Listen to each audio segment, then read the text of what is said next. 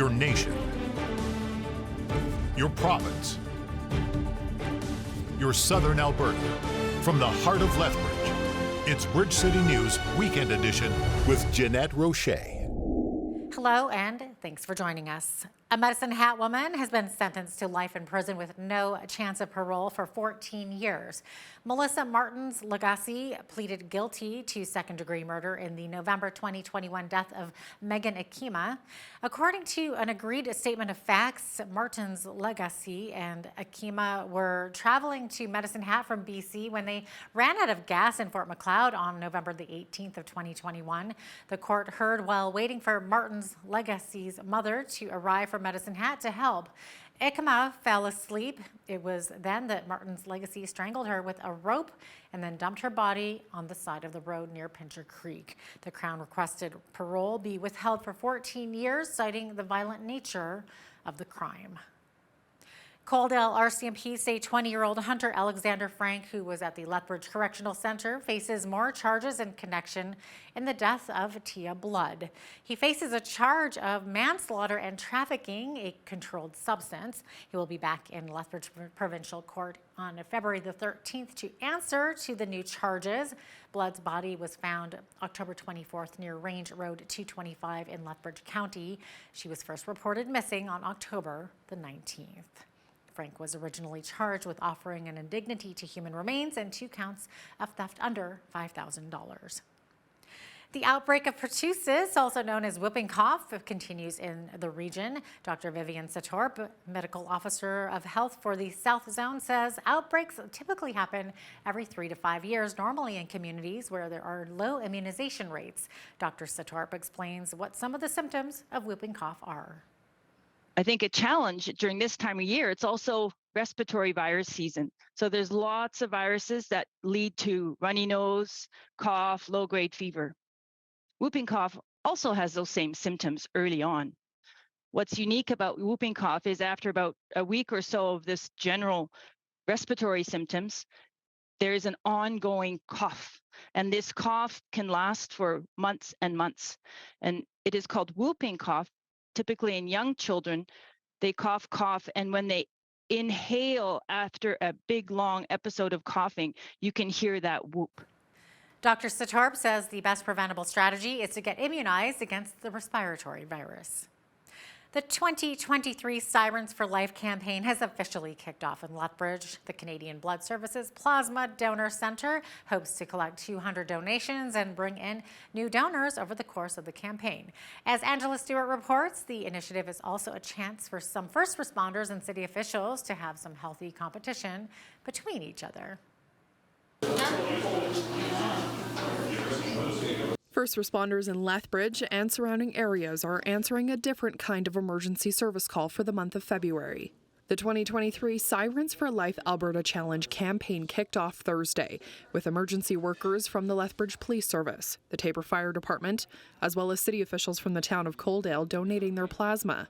Chief of Police for Lethbridge Police Service Shaheen Medizadeh was one of the many first responders to roll up his sleeve and kick back for the cause.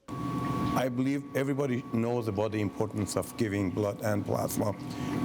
We need it, and there's always a need for it. I think it's important that when they do a program like they're doing with the Sirens for Life, it gets people out for the first time, and hopefully they'll be a repeat customer and start coming on a regular basis. Brenna Scott with the Lethbridge Plasma Centre says they hope to collect at least 200 donations and bring in 100 new donors to the centre during the month-long challenge. We do have the fire department here in mid-February. They're bringing 17 of their firefighters in to donate, so hopefully the other fire departments can beat them, but we do see a strong uptake in our donations here for February. Scott says this month was the best time to hold the campaign, as January is typically a slow time for donations. Usually early January we see kind of a drop in donations. However, this January we were still able to engage donors from that holiday season to have them in. And while it's an exciting time to give back, the Sirens for Life Challenge is also an opportunity to have some healthy competition among the different departments to see who can bring in the most donations. I also have the attitude that we don't need for a wait for a competition to go and do this. I truly believe we should be competing year-round. For Bridge City News, I'm Angela Stewart. Well, here's an interesting little southern Alberta fact. The production of The Last of Us was shot in various locations around Alberta. The Lethbridge Viaduct, known as our high-level bridge, was featured as the backdrop for episode number 4 of the series. Kind of an interesting little tidbit there. After the break, a protest at the university and other provincial news from this past week. Keep it right here.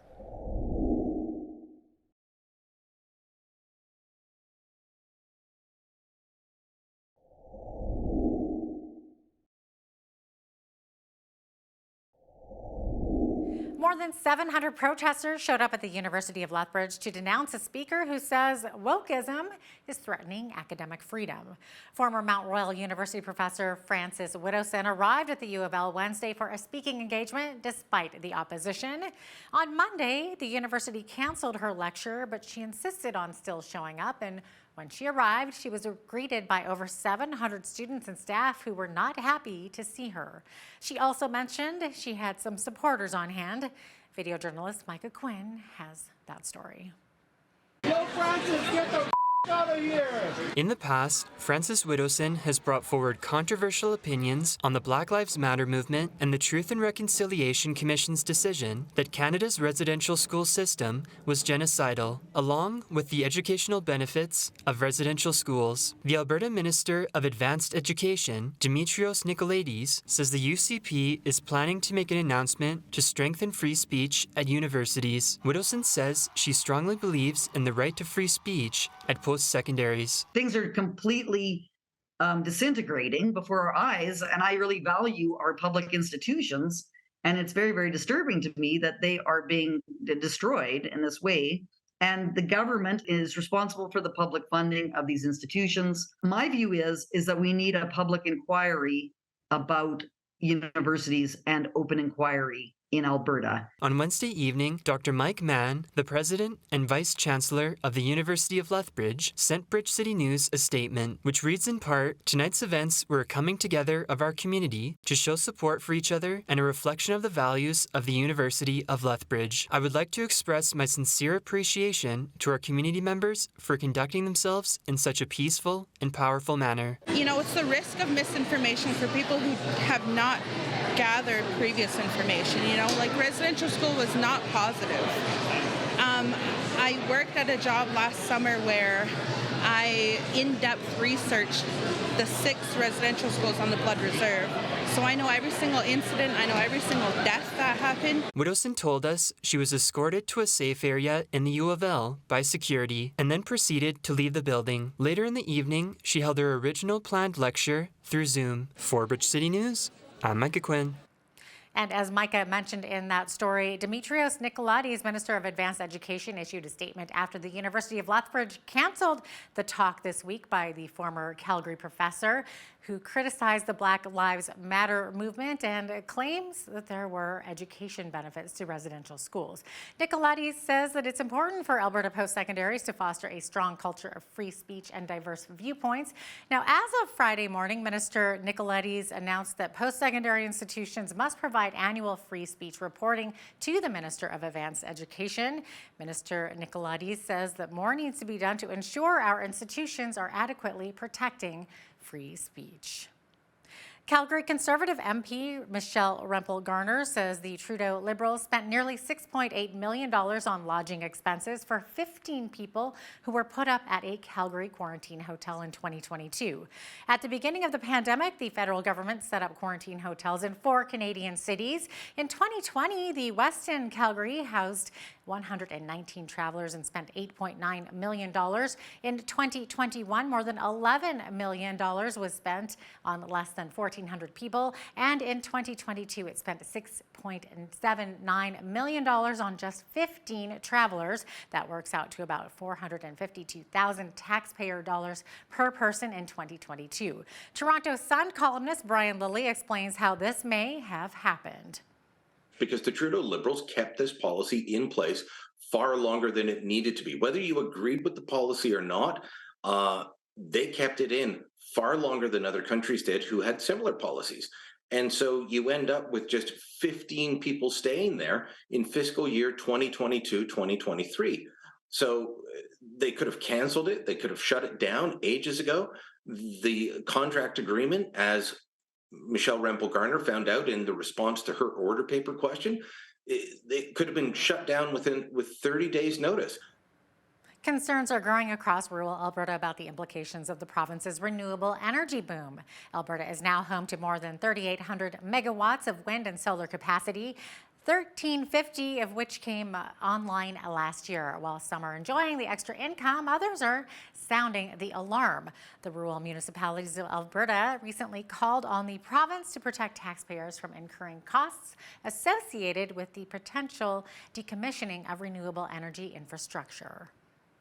After the break, the trial ends for a pastor turned politician charged with mischief at the border. Keep it right here. If that's criminal behavior, there goes your freedom of expression, there goes your freedom of religion, there goes all your freedoms.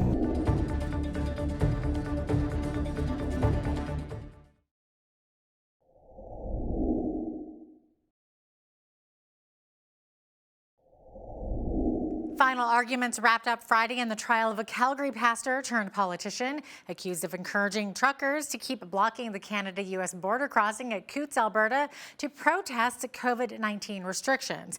Arthur Pawlowski was on trial in Lethbridge on charges of breaching a release order and mischief over his actions at the Coutts border crossing last winter. The Crown's case against Pawlowski consists of an agreed statement of facts and a 20-minute video of a speech he gave to protesters urging them to hold their ground because the eyes of the world were upon them. Pawlowski's lawyer says her client was only expressing an opinion and wasn't telling any of the protesters to do anything illegal. Pawlowski says he told the protesters at the border to remain peaceful. The only thing that the Crown has presented was my sermon to the truckers and the farmers in Coutts exactly 1 year ago. What did I say during the speech? Well, I said to the people to stand for their grounds. I told them to do it peacefully, no guns, no swords. Well, the Crown prosecutor is comparing my speech to Rwanda genocide. I mean, that was a shocker. Well, I'm hoping to be vindicated 100%. I mean, I've done nothing wrong. If this is a trial of the century, if I'm convicted by giving people a sermon from our heart, reminding them of our history, of the solidarity movement, if that's criminal behavior, there goes your freedom of expression, there goes your freedom of religion, there goes all your freedoms.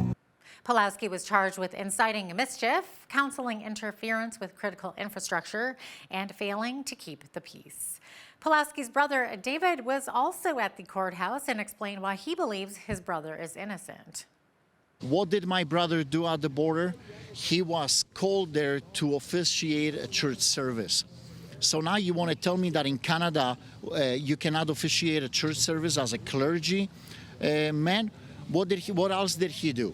He inspired the people to stand for their families, for their jobs, for their God-given freedoms. And on top of that, they had a Holy Communion.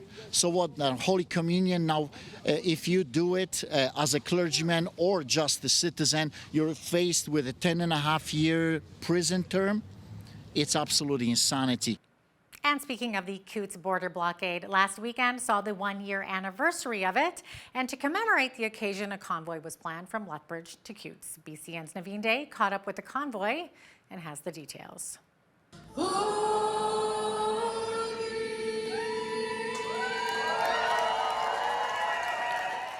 It's been a year since the sound of honking horns made its way to the Coutts border in protest of public health mandates.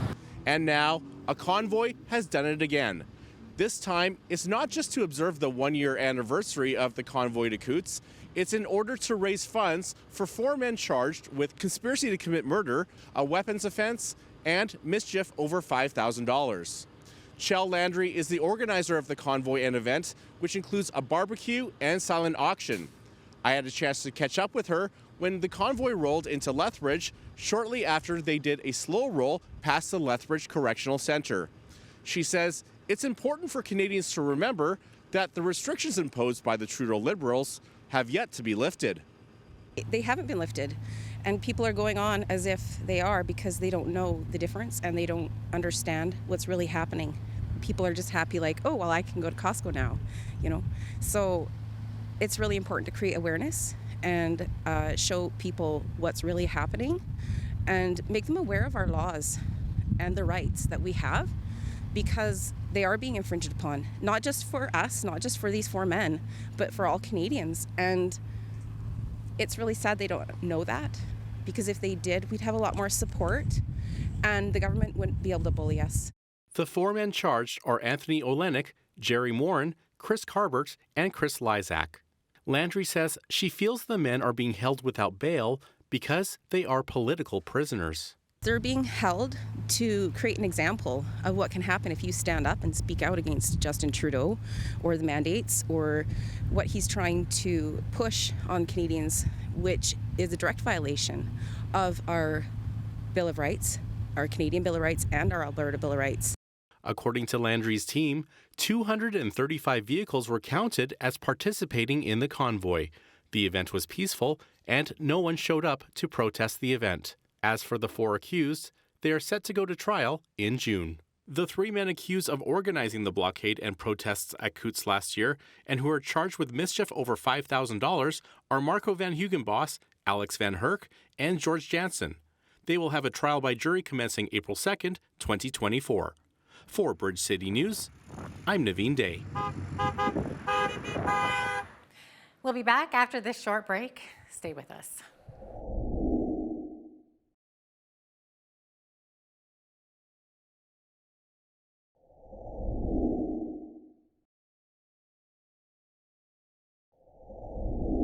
Welcome back. Alberta's Deputy Premier Nathan Neudorf is speaking out against Justin Trudeau's Just Transition plan. Neudorf says we shouldn't be so quick to transition away from our country's oil and gas sector and that the Trudeau Liberals need to stay in their lane. Neudorf connected with our own Hal Roberts to discuss the latest on how the province is addressing the physician shortage in our region. Here's part of that interview. Nathan, Premier Daniel Smith has been outspoken about the Trudeau Liberals' Just Transition plan, transitioning hundreds of thousands of Albertans out of the oil and gas sector. How do you plan on fighting back on that? Perhaps maybe bringing forth the Alberta sovereignty within the United Canada Act? Well, what we prefer to start with is a collaborative approach. This just transition is completely out of touch with today's current realities. We have hundreds of thousands of employees serving in our oil and gas and our energy sector, and we have huge global demand for these products. Alberta leads the world on our ESG, our environmental and social governance policies. We're happy to lead the world in that. We are leading the way in Canada, and we need to make sure that we transition in the appropriate time when there's viable solutions. Many of them are not there. And people that come back and say, well, we have battery operated cars, all I say is, where does the energy come from to power those cars? Right now in Canada, the vast dominant supplier of that energy is oil or natural gas. Let me ask you something. Is the province looking into potentially getting more of our oil and gas to Tidewater, perhaps through northern British Columbia? Have there been discussions with BC's new Premier, David Eby, in that regard? Absolutely. We're looking at every option possible to getting our great energy to market, whether we go through BC in cooperation with the new premier there, or whether we work with Saskatchewan and Manitoba to go to the Port of Churchill or somewhere in Hudson's Bay. We're very happy to work collaboratively with all the provinces in partnerships. That's why we've talked a lot about economic corridors and pathways. And most importantly, working with our First Nations to make sure that they have a part to play and a role in this economic development that benefits them as well. So yeah, we are looking at every avenue and possible access to market. We just ask the federal government to help with that instead of standing in our way. Government officials have often talked about red tape reduction and how it saves Alberta taxpayers a lot of money. Nathan, can you discuss how red tape has actually helped many Alberta business owners?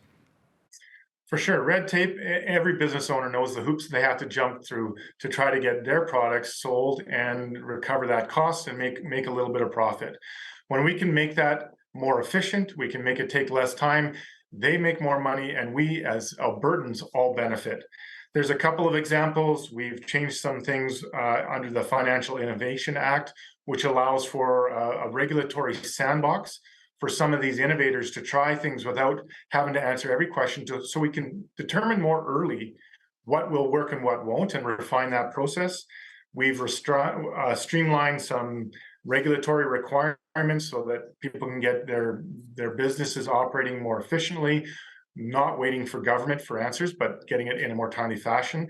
And an example there is we've changed things under the Municipal Government Act, which allows businesses to establish inter-municipal business licenses, people like food trucks, where they don't have to buy multiple licenses for municipalities that are next to each other, saving them time, saving them money. And I think there's some estimates that it saved Albertans over $2.1 billion in the last couple of years. We're very proud of that fact. Now, Nathan, you and I have chatted in the past about the physician shortage in a number of regions, including right here in Lethbridge. And now the province is investing $1 million to explore ways the post-secondaries, including the University of Lethbridge, can help deliver medical education. Can you explain that collaboration? Absolutely. I'm very proud of the administration at the University of Lethbridge in their putting this idea forward that there's lots of studies across Canada that show where people train is most often where they end up working or in a similar kind of setting. Lethbridge is not quite rural, but we are definitely a smaller municipality. Having those doctors, those physicians being able to be trained right here in Lethbridge means that after their 7, 10, 12 years of training, they could be very established in this community and therefore more likely to continue practicing. It helps the students, it helps the university, it helps our region, and it helps our city. I'm very proud of this initiative that we worked at cooperatively with the University of Lethbridge, with the University of Grand Prairie, to make sure that we take the next step to help the future in terms of healthcare provision. An author with a book about the beef on Wellington Street. That's next. Keep it right here.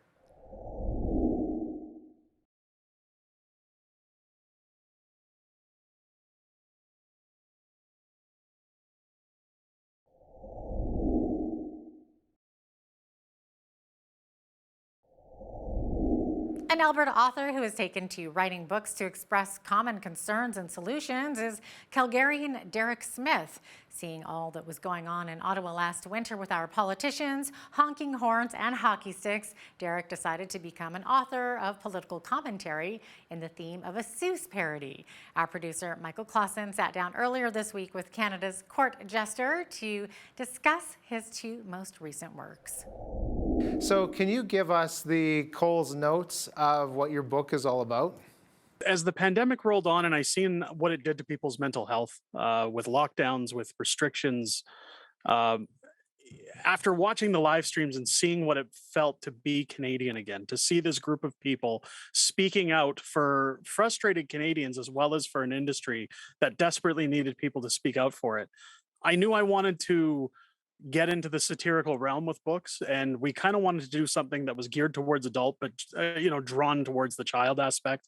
And I started thinking about the Grinch, and I started thinking about all these different ways that we could fit in some of the jokes when it came to Justin Trudeau, because let's be honest, his gaffes kind of write the material itself. So at the end of the day, we took a lot of those jokes and put them into the book. We touched on the Freedom Convoy, we touched on the lockdowns, and it resonated with people and just took off. And it's been an astounding career moving forward. I've met some wonderful people. And we've really, I guess, touched some people where they needed to be entertained and have the need to laugh again because people had forgotten over those 2.5 years. And I think that was the most important aspect of this book, was to give people a chuckle. Talking about the colorful background that you have, and your book is very colorful, why pick the style of satire and parody for this book that you have? Well, if there's one thing I've noticed, that whenever opposition comes to be critical of our current government, it's often met with, we'll just say, a smothering boot, so to speak. People don't want to hear criticism when it comes to the current prime minister or his policies. And I've always been told that comedy is the best form of therapy. So when it came to a lot of the things that we put in the book, I mean, we've got the jokes on the blackface incident, the paper drink box, water bottle sort of things, a lot of his different policies, saying he's sick and hiding in his house. I really, again, when I started thinking about the Grinch book, it started to just make sense to me that there were a lot of comparisons that I could really put in line to make a funny story.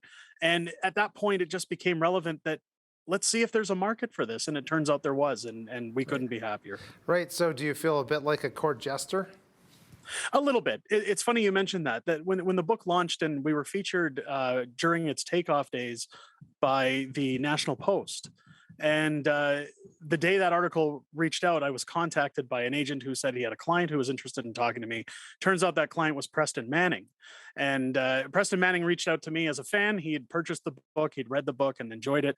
And that the court jester speech is actually what he included in his email to say, back in the old times, the court jester was the only one immune from mocking or satirically pointing fingers at the king.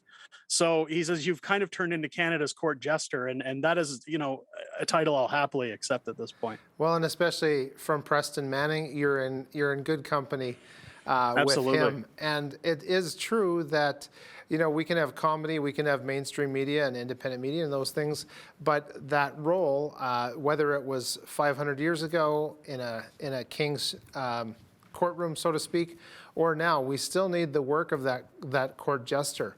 So speaking of being surrounded by people, you were around people considered last year, especially to be the unacceptable fringe. What is the biggest misconception that maybe you still hear talked about regarding those who participated in the Freedom Rally in Ottawa? Well, it's funny you ask, because during my time with this book, one of the people I've come into contact with and become very close friends with is, in fact, Tamara Leach. And she's introduced me to a plethora of people, from Keith Wilson, the Eva Chipiuk, the Freedom Convoy board themselves, several people within the workings of that. And what I find is that the news always reports one thing, and what you see in front of your eyes is another. Anytime I see any article that tries to villainize what happened or suppress what went on, I always look at it with a grain of salt and say, it's unfortunate. People can't meet these individuals head on and see what kind of people they actually are. Anytime I've spoken with Tamara or see Tamara, I'll tell you right now, she is the kindest, nicest, noblest person I've probably ever met in my life. When we return, we speak with a member of the Blood tribe who influenced the Supreme Court of Canada and the Canadian Constitution. We'll be right back.